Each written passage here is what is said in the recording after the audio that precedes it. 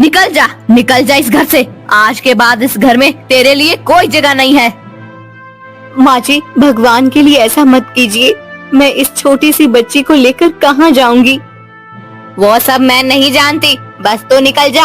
अरे इस बच्ची की दुहाई दे रही है तू, इसी की वजह से तो तुझे घर से बाहर निकाल रही हूँ।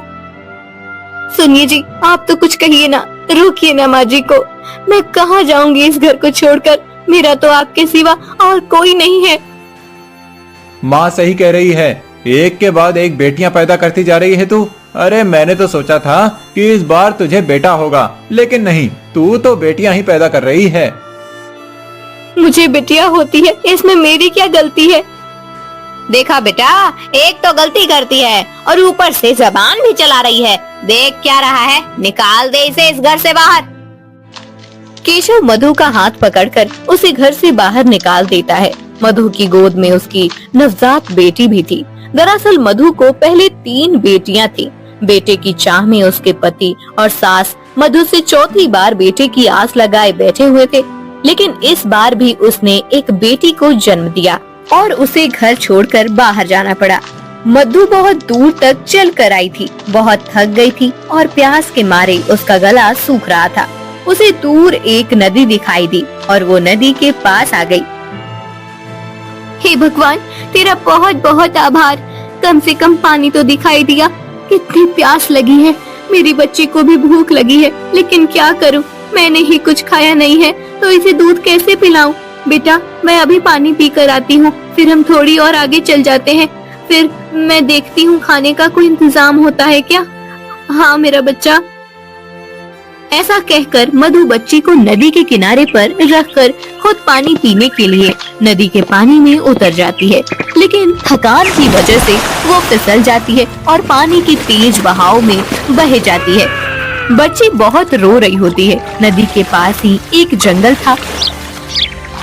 कुछ देर के बाद जंगल से कुछ हिरनें पानी पीने के लिए नदी पर आती हैं। वहाँ उस नवजात बच्ची को देखकर, अरे कितनी छोटी बच्ची है ये, इसे ऐसे कौन छोड़कर गया होगा इसे?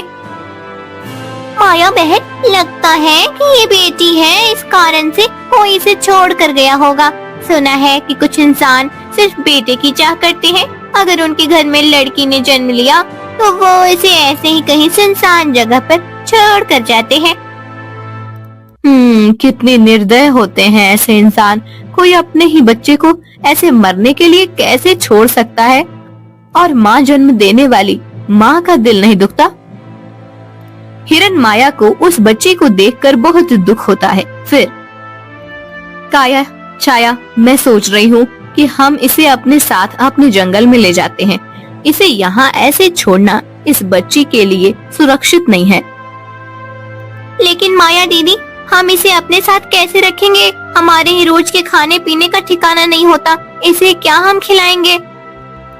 छाया सही बोल रही है बहन, हम तो पेड़ के पत्ते हरी घास खाकर गुजारा करते हैं, लेकिन इसे तो दूध पीने की जरूरत है, तो वो हम इसे कहाँ से देंगे? वो सब बाद में देखेंगे, सबसे पहले इसे यहाँ से ले जाना ज्यादा जरूरी है। हिरन माया बाकी 2 हिरणों के साथ बच्चे को लेकर जंगल में चली जाती है। जंगल में जाने के बाद छाया, कुछ दिनों पहले मिट्टी हथनी ने एक बच्चे को जन्म दिया है। हम इस बच्ची को उसका दूध पिला सकते हैं। लेकिन इंसान के बच्चे के लिए हथनी का दूध? वो एक माँ का दूध है छाया, बच्चे के लिए तो अमृत होता है। हिरन माया के कहने पर बच्ची को मिंटी हथनी का दूध पिलाया जाता है।